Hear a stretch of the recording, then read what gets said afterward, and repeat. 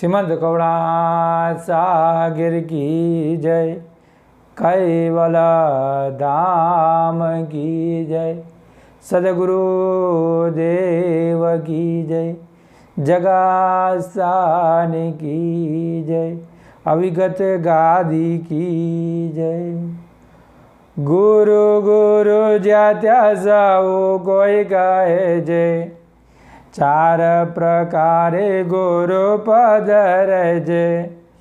मोक्ष गुरु पद मोक्ष बतावे, पदार्थ मा जीव को वेलमावे। गुरु पद देव बतावे प्रत्यक्ष, दर्शावे दे मोया पे ते दक्ष। सतगुरु सत बतावे जय अंशा, नरणे कारी जोवे करता को वंशा। ते अंश यापन पोता बजाणे, जबी सतगुरु ते परमाणे। जेनो अंश त्याई मेड़ा पकरावे, अंशी पद माये गदा गरवावे। अंशी पद कैवल एक समेवा, आये तेनो लक्ष्य परम गुरु देवा।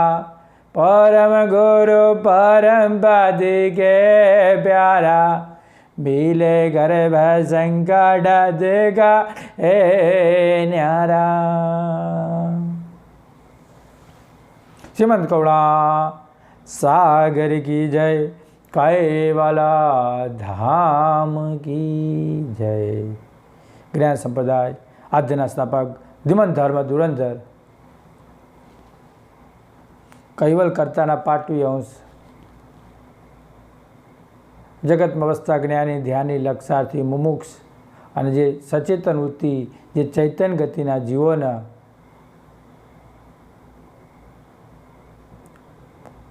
परम गुरुना पट शिष्य श्री नर्वेद सागर बापजी गुरु महिमा आज चौथा छत्र में कहे छे कि 4 प्रकारना गुरु,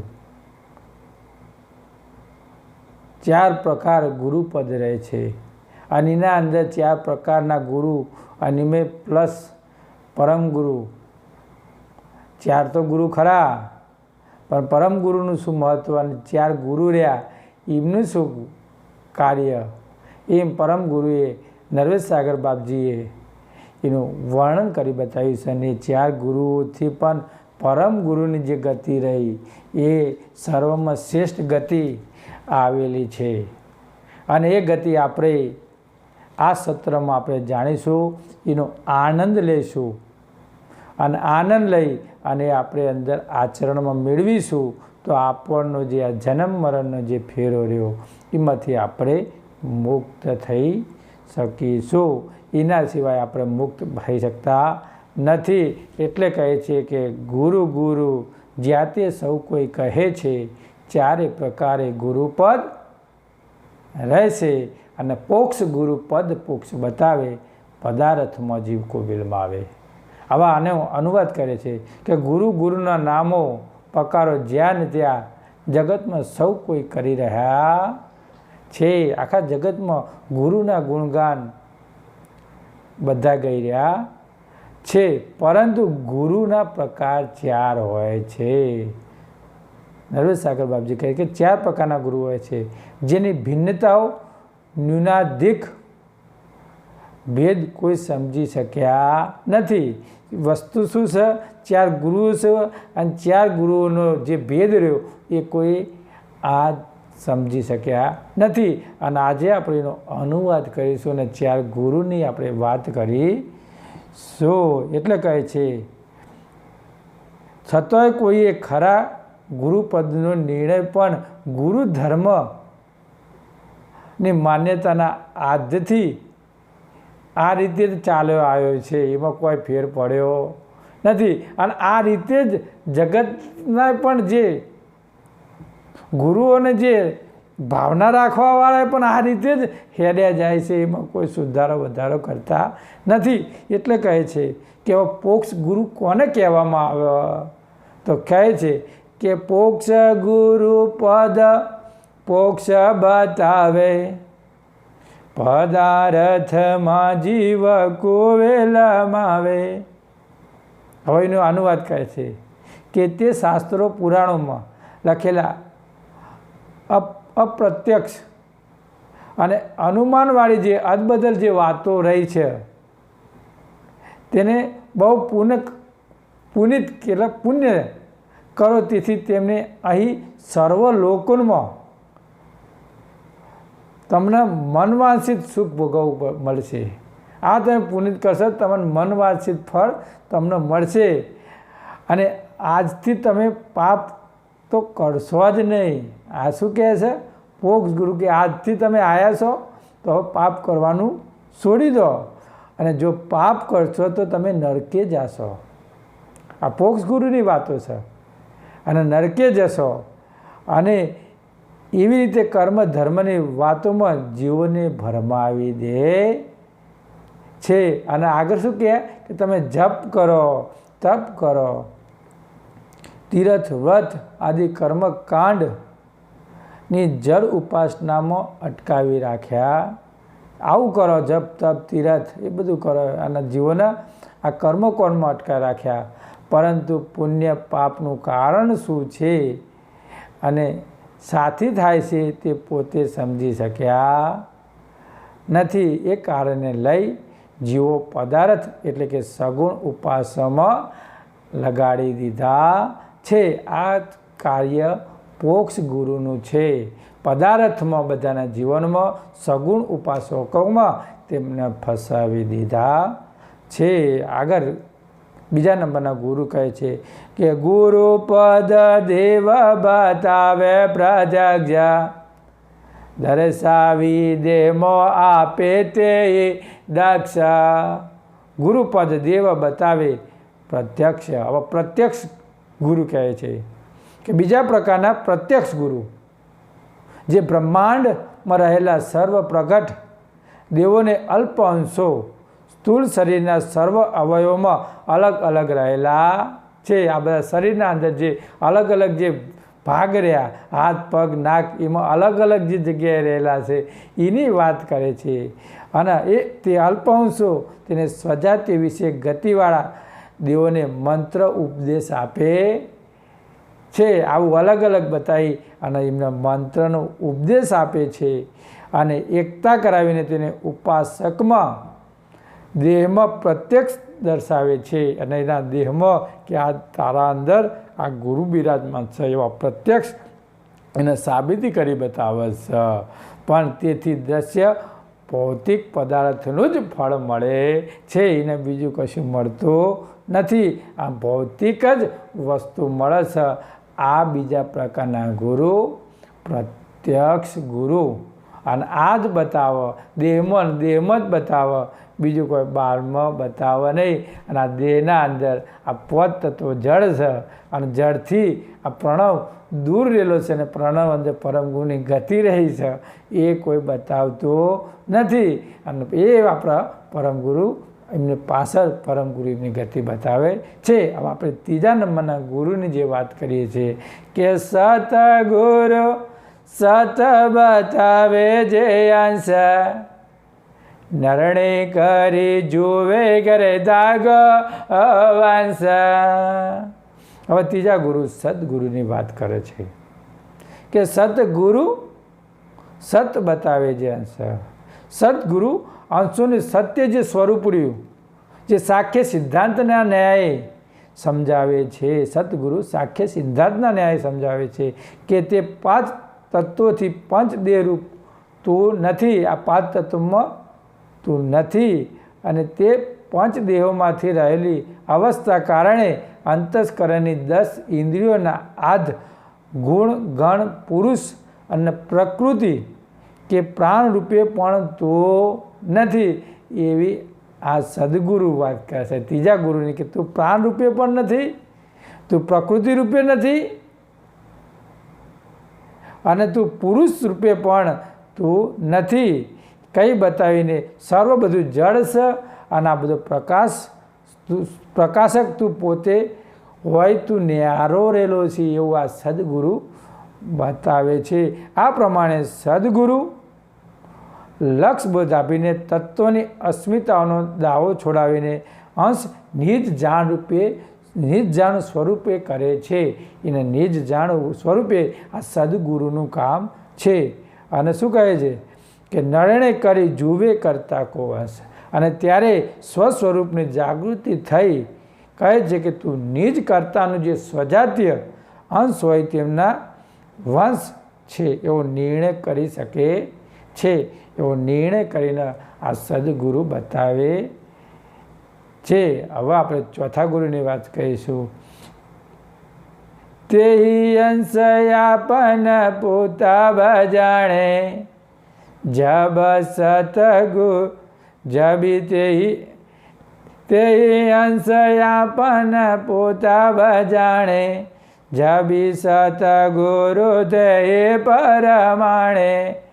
જેનો અંશ ત્યાંય મેળાપ કરાવે અંશી પદમાં એક દાગ વાવે. તે અંશ આપન પૂત જાણે જબી સદગુરુ તે પરણાવે.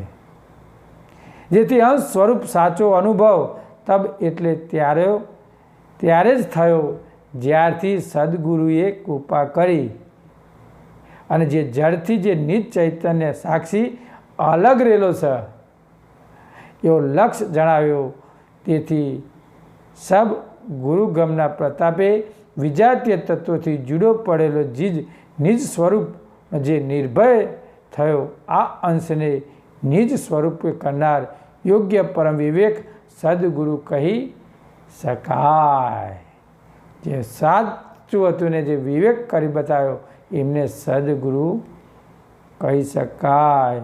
હવે અંશ સદગુરુએ જ્યારે નિજ સ્વરૂપ કર્યો જેનો અંશ ત્યાંય મેળાપ કરાવે અંશી પદમાં એકતા કરાવે સદગુરુનું કામ છે કે એ અંશને સદગુરુ જ્યારે નિજ સ્વરૂપે કર્યો તે અંશ તેના સ્વજાતીય નિજ કર્તા સાથે કાયમ સંબંધ જોડવાવી અને આપનારો શ્રેષ્ઠ પરમ કૃપાનિધિ પરમ ગુરુદેવ કરુણાસાગર ગુરુગમ આપીને એ અંશને અંશી પદમાં એકતા કરાવે છે.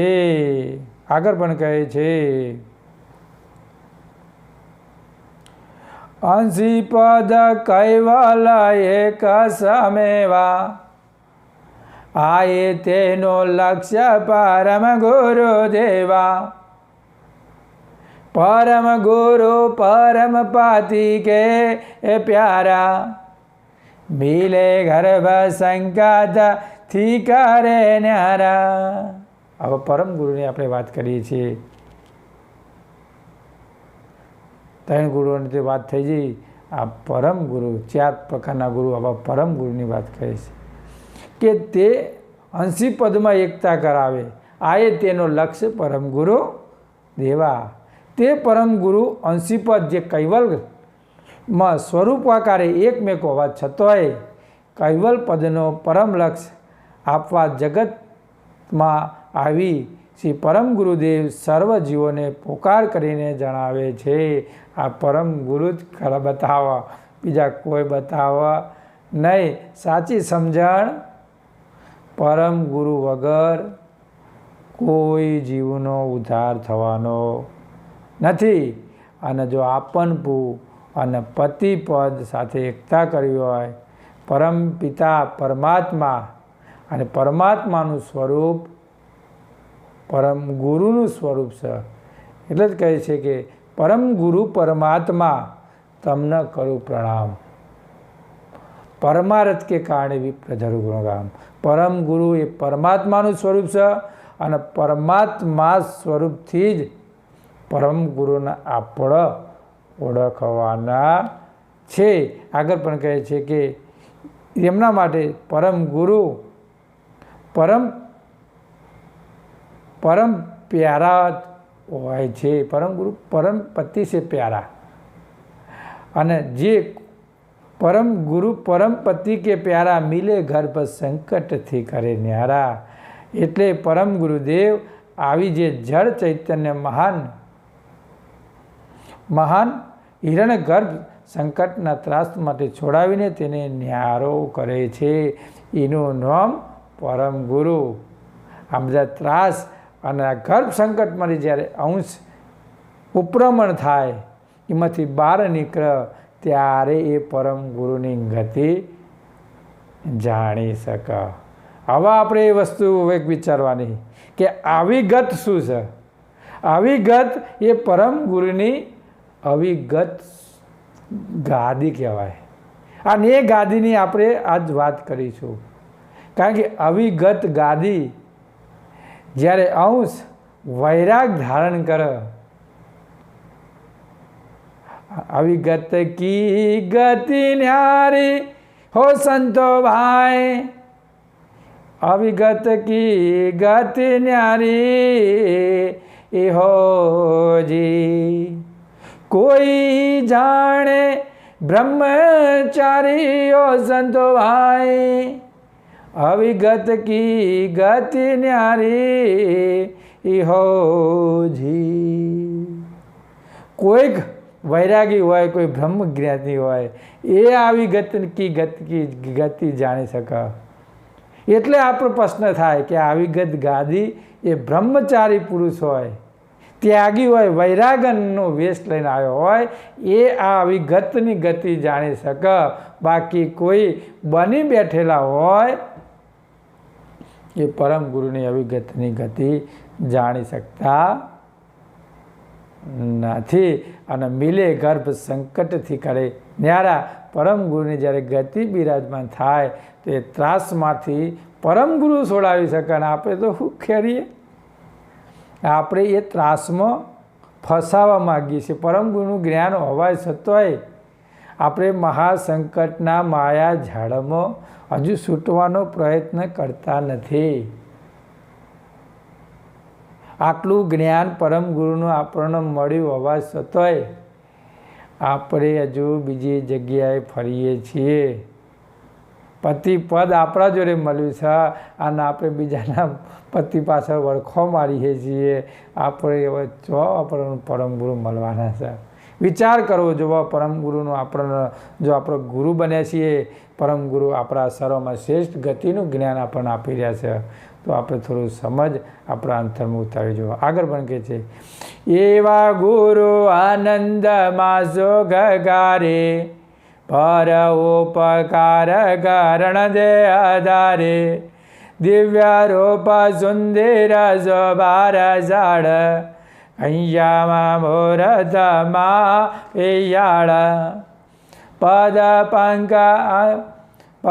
પંકજ અલિયાંશ શોભે, લેતા મુકરંદ માનો જય શોભે, અસંખ્ય અંશ કરે જાને વાસ, શરણે આવે જે તેનો દાય સમાસ, ફરે ગર્ભ સંકટ જૈનવ પામે, સાચે દલે આવે મહાસુખ પામે, એવો પદ પંકજનો ભરતાભ, મિલે પતિ પદલા એની જયાબ, એવા સુખમાં જન જીલય પારો, આહો જન ધન્ય જે પામે દે દારો, એવા જન ભાગ્યવાન ભવે દો, ભય ભવમાં જે ભક્તિ કે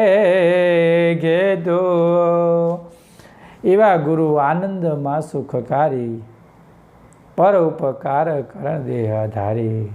અને એવા પરમ ગુરુ કરુણામય અને અતિ પરમ આનંદ સ્વરૂપ મહા સુખકારી હોય, જીવ માત્ર ઉપર પરમ ઉપકાર કરવા, પરમ પદ પરમ અર્થને સમજાવવાના હેતુથી મહાન સમર્થ પરમ ગુરુ પ્રગટ દેહ ધારણ કરીને આવ્યા છે. તો આપણે પરમ ગુરુના અનેક વાર નમન કરવા જો, મસ્તક નમાવું જો પરમ ગુરુને કે આવો દેહ ધારણ કરી કુબેર કબૂહના આવત કૈવલ છોડ સંસાર, જીવ તારણ કે કારણે આ ધર્યો મનુષ્ય અવતાર. કુબેર ના આવત મિત્રો, પણ આ જીવોના ઉદ્ધાર માટે આટલું જ્ઞાન લઈ પરમ ગુરુ આજ પ્રગટ ભૂમિ જંબુદ્વીપમાં આવ્યા છે અને એવું જ્ઞાન પીરસવા માટે આજ પરમ ગુરુ આજ એવી પવિત્ર ભૂમિ ઉપર આપણે બિરાજમાન થયા છીએ. તો એ પવિત્ર ભૂમિને પણ આપણે પરમ ગુરુના બાલકુબેર સ્વરૂપના આપણે એકવાર ઊંચા અવાજે જય બોલાવીએ. બોલીએ છીએ બાલકુબેર સ્વામી કી જય.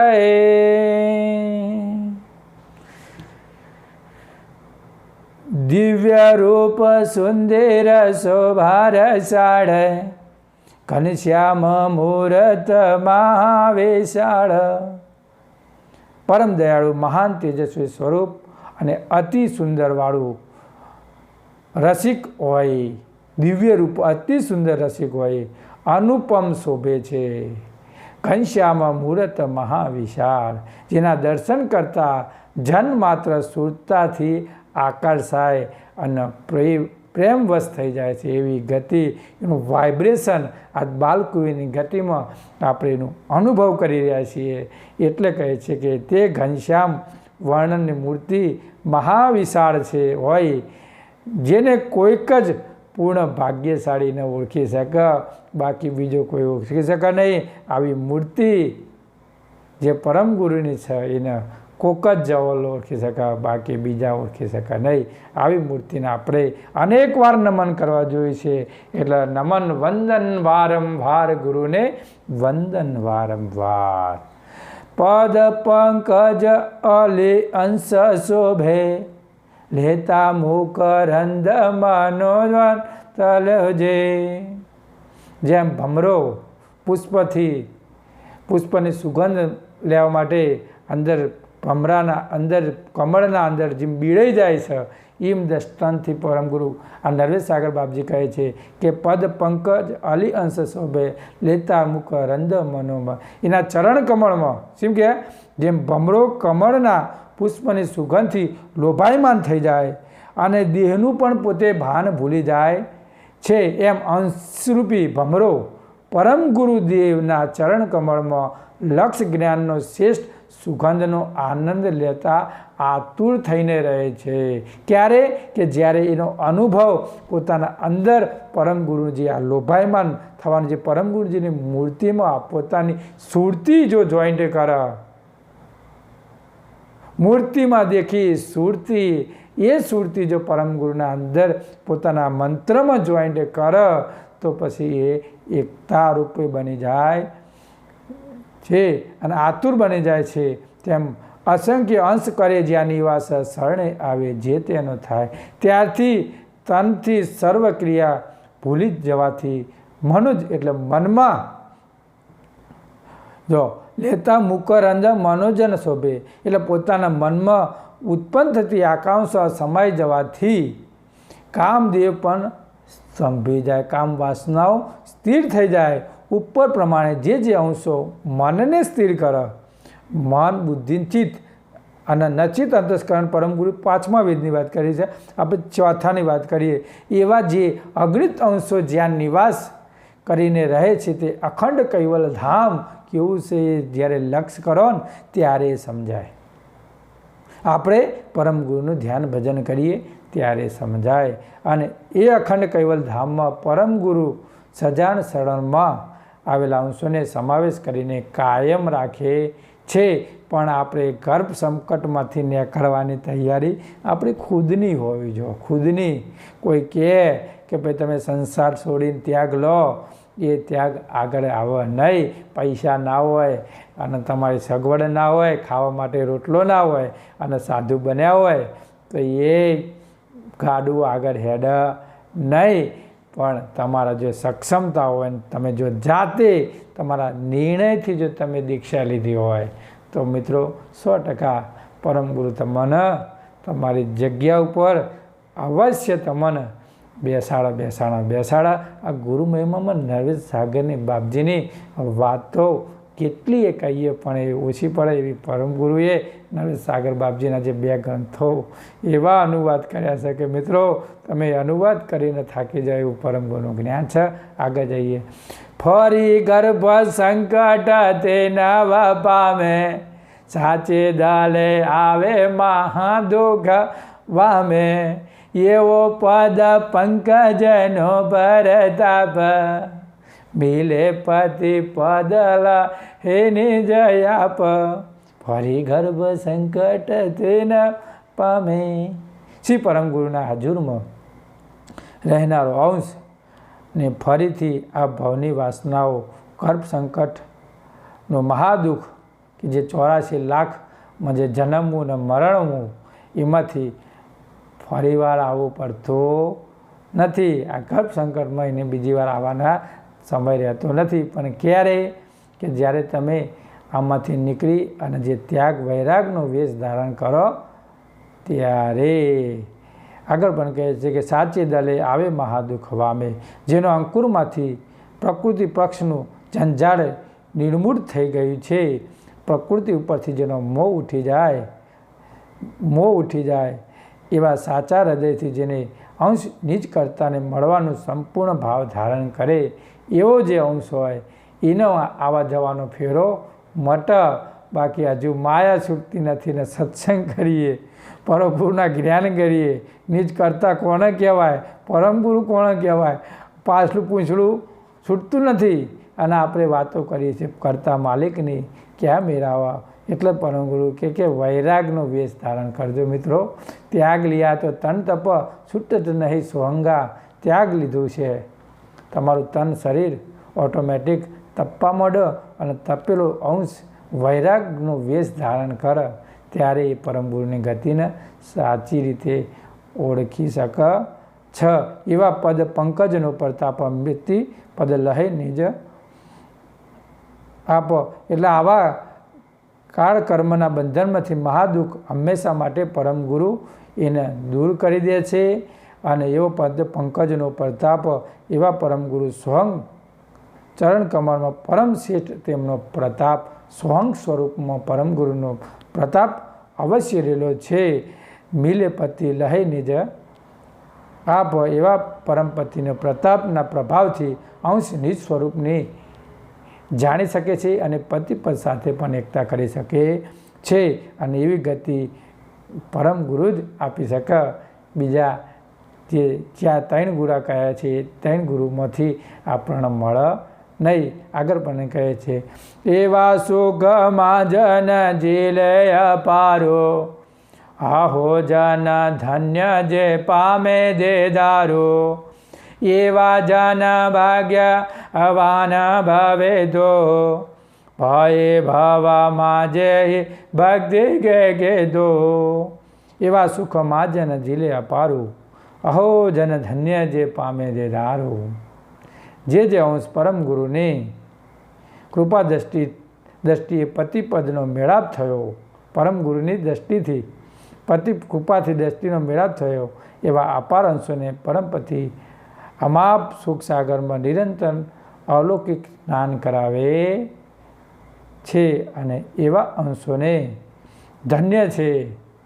જે આ અંશો જે પરમ ગુરુનો જે અંતરની ગતિને ઓળખી જાય અને એવા અંશોને કે ધન્યવાદ છે. એટલે કહે છે અહો જન ધન્ય છે તેને દેદારો. એવા જીવો કે જે આ કલેશ એમનામાં કોઈ માયાનું સહેજ માટે પટ ના લાગે, એવાને એને ધન્યવાદ પરમગુરુ કહે છે.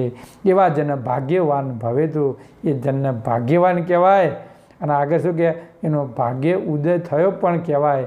અને તે સ્વરૂપા નંદની દશા રહીને નિજપતિનો દેદાર પડે દર્શન કરે છે. એવા જન ભાગ્ય અને એવા જન પૂર્ણ ભાગ્યશાળી હોય. આ ભાવમાં જાણકાર થઈ ભાવના ભોગોમાંથી વૃત્તિ ઉપરામણ કરી અને આ ભાવમાં રહેવા છતાંય પણ ભક્તિરૂપી ખેતરમાં ગુરુ લક્ષનું બીજ વાવી તેને વિકસવા અતિ સાવધ રહે છે. આ ભક્તિરૂપી આ ખેતર છે.